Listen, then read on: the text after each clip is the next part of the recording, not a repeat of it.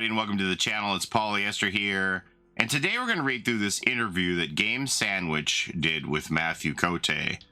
Rev Shadows interviewed Dead by Daylight's game director and head of partnerships, Mathieu Cote, and discussed many topics, including The Walking Dead being in the game now, as well as other topics. Please give it a read. Will do. I skimmed over a little bit of it, and I saw it talks about Negan and other Walking Dead characters that people have mentioned before, so I thought this would be an interesting read to do together. I have not read the whole thing, so we're going to jump right into it and check it out.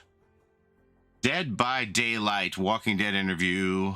Dead by Daylight crossover with the Walking Dead interview with Behavior's Mathieu Cote, as done by John Hansen. Here we go. I spoke with Mathieu Cote, head of partnerships at Behavior Interactive for Dead by Daylight, just hours following the release of Rick and Michonne Grimes from Walking Dead being added as new survivors to the horror asymmetrical multiplayer game. Our conversation ranged from topics surrounding the future of more potential Walking Dead content and the process of Rick and Michonne entering the fog to the kind of snacks Mathieu Cote likes to eat while gaming. I started our interview off by asking Mathieu why Behavior sought to add The Walking Dead to Dead by Daylight, and he answered our question with another question and elaborated. I mean, another question would be, why not? Essentially, The Walking Dead has been a staple of a cruel world for a long time. It's been around forever, which is fitting, because it was created to be something that could potentially go on forever. That's sort of sort of the essence of the show's story, right? There's no end in sight. There's not a cure that's going to happen. There's not a big moment when everything is going to be fine again. People die, people live, it doesn't really matter. It's very bleak, which is part of the franchise, and for us, it made absolute sense to bring them in. The fact that our last chapter was a killer only with Springtrap and Five Nights at Freddy's, which was pretty big to be fair. Now we're doing this, which is purely survivor-centric, as a chapter with 2 survivors. It felt like the right balance to strike. Following this up, I mentioned that the hopelessness in The Walking Dead seemed to kind of fit in with the entity's fog realm, which began a discussion of how survivors fit into this game world. We often talk about what makes a survivor in Dead by Daylight. They're not heroes, right? They are people. Terrible things could happen to them and they could disappear tomorrow, and you wouldn't be surprised because they're just normal people. At the same time, there are people who could do great things, and you wouldn't be overly surprised because there's sort of a seed of heroism in everyone to a certain extent. Will other Walking Dead characters come to Dead by Daylight? From here, we asked about the prospects of additional Walking Dead characters being added to the game, and while Rick and Michonne are the base playable characters, skins are available to change them into 2 other popular characters from the series, Daryl Dixon and Maggie Green. Now, Maggie's not out yet, but Mathieu did let us know on the last live stream that Maggie is coming in the fall and that they got Lauren Cohan to voice her. Mathieu says there is potential for more fan favorites like Glenn and Carol to appear. There might be even more coming. The Walking Dead is a client that is very rich, there is a very rich world of characters that they've created over the years in the show. There's a lot of fan favorites and everybody has their characters. I also asked if Behavior had put any consideration into there being a potential Walking Dead killer this chapter, and Mathieu Cote says there were many conversations about that. He says that he thought it would fit better as a survivor rather than a killer in Dead by Daylight. We could get maybe a Negan survivor coming, huh? He's a real person. Our survivors are not heroes. Some of them are bad people.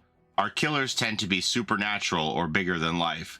A presence that is absolute to a certain extent. I mean, I would say like the Legion are just regular people, right? So I get where he's going with that. You know, just because you're a bad person sometimes or do bad things, that doesn't mean that you have to be a killer in DBD. You could be a survivor, but you know, the Legion are just regular people. Let's be clear about that. It felt right to just do 2 survivors because I felt it fit the essence of the Walking Dead series.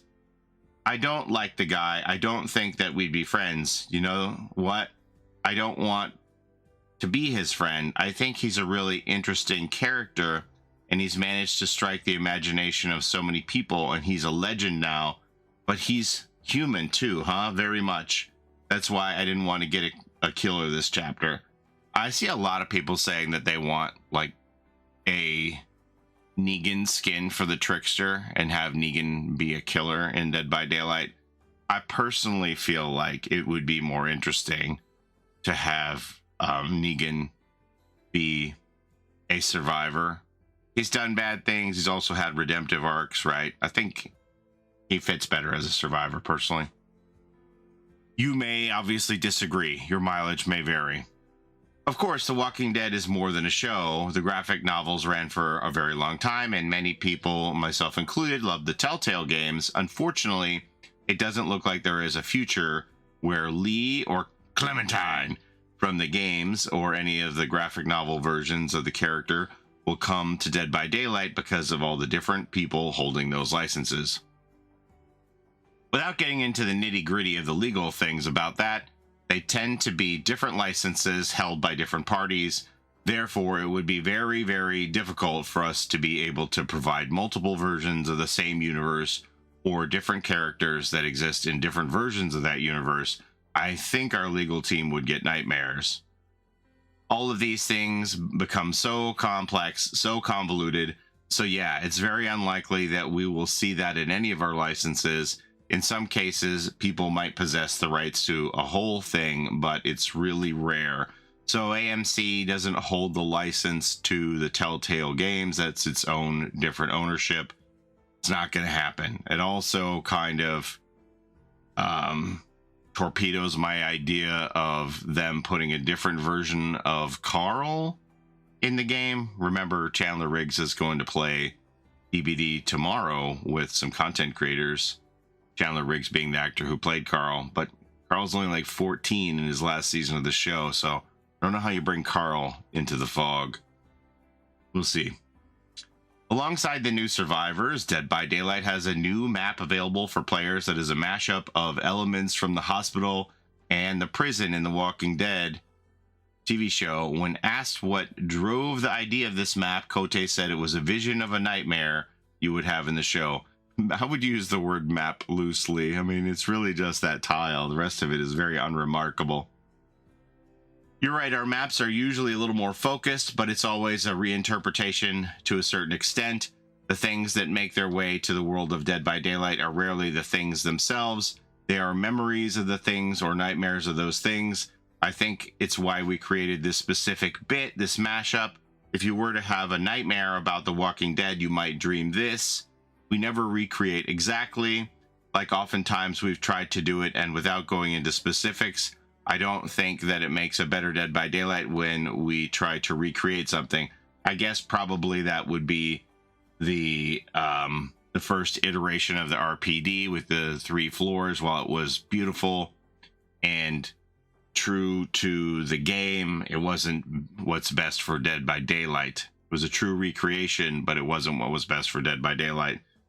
Making them cut off the top floor of the library and splitting it into east and west and all that. I think that's what Matthew's talking about here. He doesn't want to name drop like another license in an interview about a license, right? Pretty sure that's what he's talking about here.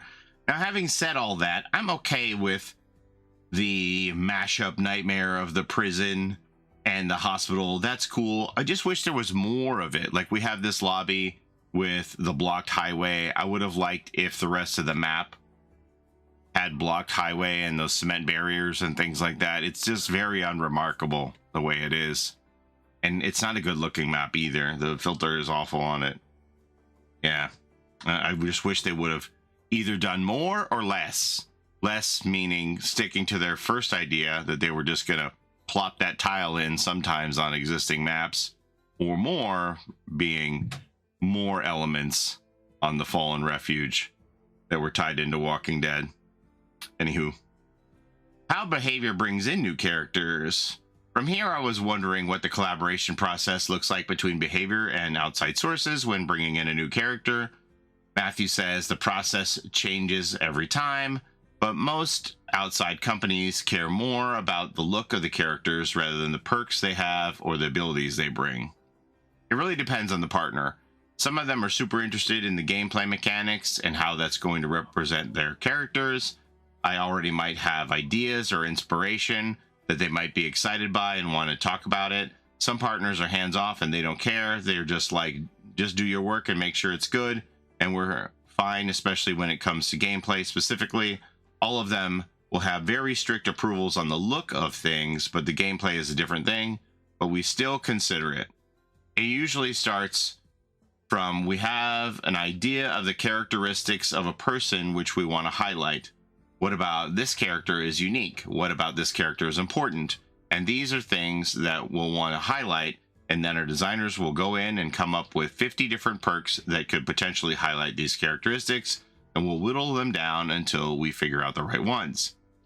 It tends to involve quite a lot of people in the team because we talk about it all the time, and everybody's got ideas for perks, and we need so many perks all the time. When we create a new character, we have 3 new perks, and there's usually like 1 or 2 that will be really, really iconic for the character, and 1 people don't care as much about, and that's fine. There's so many, you can expect all of them. You can't expect all of them to be winners anyway. Once in a while, we do have a feeling internally like, oh, this one is awesome. It highlights for the character. For Rick and Michonne, because we were releasing 2 survivors, we have some teamwork perks. And if you use them together, you really, really get a lot of bang for your buck. I asked if Cote had any collaborations that he really wished would work, but hadn't in the past. And 2 names he really wishes he could get into Dead by Daylight are Jason and Pennywise, but for reasons he couldn't divulge, didn't go further. I brought up how I would love to see a Big Daddy from BioShock or Cindy and Brenda from Scary Movie show up, and he's heard those calls from fans before. Cote won't say anything when it comes to fan requests because behavior either tried and it didn't work, or it's coming in the future, or the team considered it and said no. That said, while Cindy and Brenda are technically comedy characters, Cote wouldn't rule them out for the Fog. We did Ash Williams, we did Chucky. I mean, we brought in Nicolas Cage. I think we have stretched what it means to be a fit for Dead by Daylight. I do see a lot of people who want Cindy and Brenda from Scary Movie. Eating habits while playing and the chaos of Dead by Daylight. What? I promise, readers, I tried my best to get the smallest hint from Cote about the next upcoming chapter for the game, which features a new killer and a survivor in September. Unfortunately, Cote wasn't moving. He says that he would love to give a hint, but there's nothing he can say. Instead, we talked about our favorite snacks while gaming. Cote says he loves his sweets. I'll make another video that will question whether there are hints about the next upcoming chapter in the game already, but we'll save that for another day. I tend to go for sweets. Usually, like, I eat a whole box of cookies while I play. These days, it's watermelon just because it's so warm outside. I just eat watermelon by the barrel. I didn't know you could buy a barrel of watermelons. Getting back on topic, I mentioned that a personal favorite killer for me to go up against when I'm playing Survivor is Vecna, because of the chests that spawn in when he plays that feature. That spawn in when he plays that feature new elements. Oh, that feature new elements for players to interact with. Sorry, words are hard. Looking to the future, situations like that and Springtrap's doors will happen more when it feels right for the character. It takes a good fit for the killer. It's something that we absolutely love to do.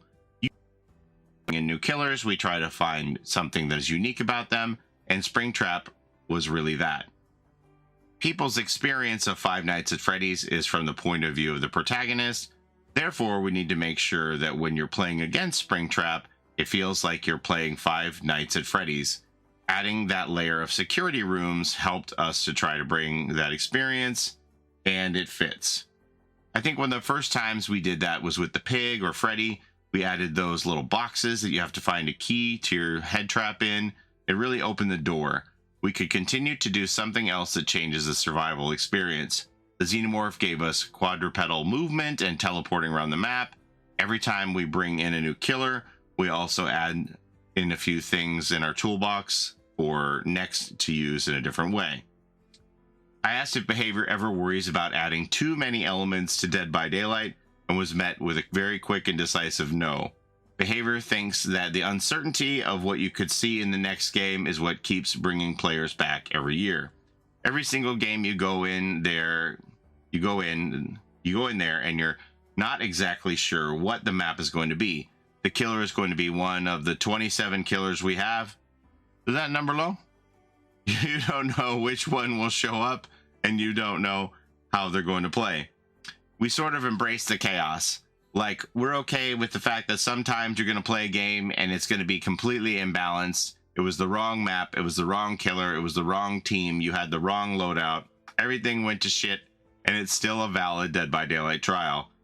At the other end, sometimes you're going to have everything go perfectly right, and it's going to be amazing. All these things are valid, but it's not perfectly balanced. Thanos would probably hate Dead by Daylight because it's not perfectly balanced, but it is always unexpected.